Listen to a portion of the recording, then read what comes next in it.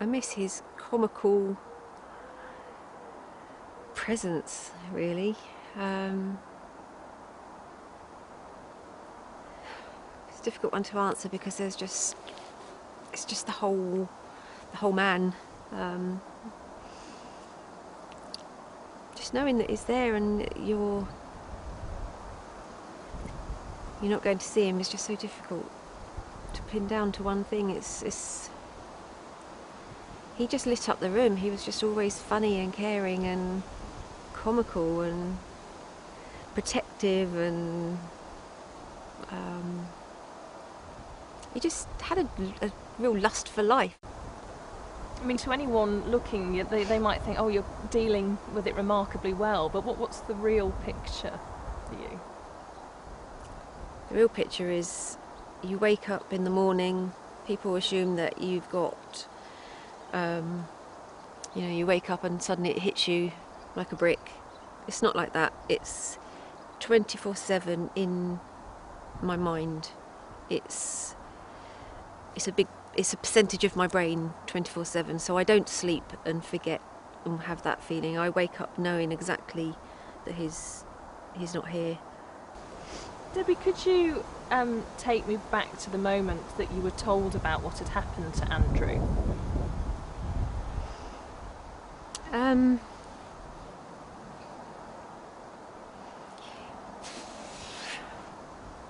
Waking up to a knock on the door at 4:45 in the morning, and two officers were stood at the door, and they kind of said, "Can we come in?" And they were already in, really, and they just told me straight out. They didn't soft coat it, which is the right way to do it, I think.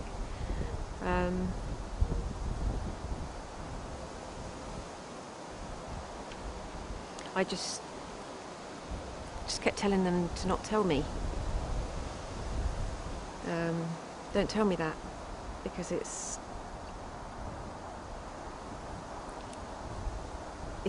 you just don't want to hear it, and you try your hardest not to take it in and not to believe it, and then they're standing there. Then you can't close your eyes and open them, and they're gone. They're still there.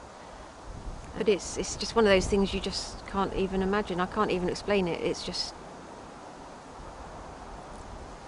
not like anything else you can ever imagine or explain. Your world has just changed forever.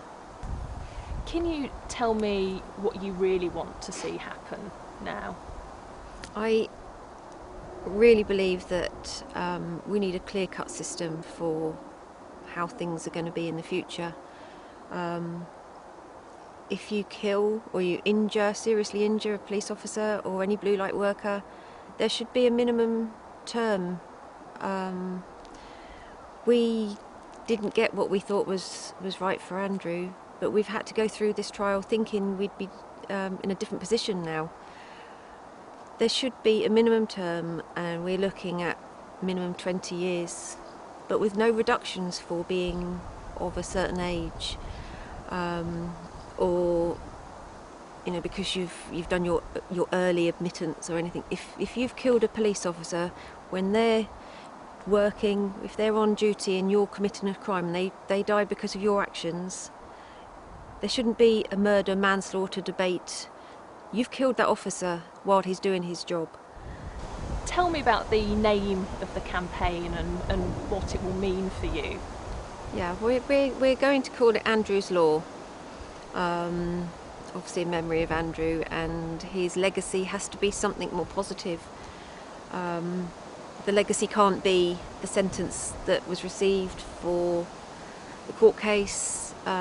Everything that Andrew stood up for and believed in was to do good. This is the best way to honour him at the moment, and make that his legacy, something positive that reflects the injustice of what he's sadly been put through. Can you tell me why you've chosen the blue lined feather and the particular number to be the kind of emblems for your campaign? Yeah, the number was his shoulder number, I think quite a few people know that, they've seen it, people that have supported, they all know that number quite well in their heads now.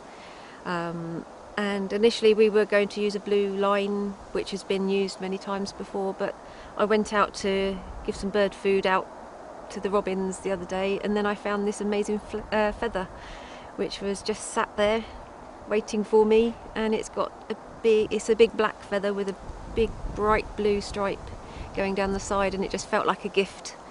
And anyone that's lost a son or anybody close to them will know those gifts are absolutely treasured.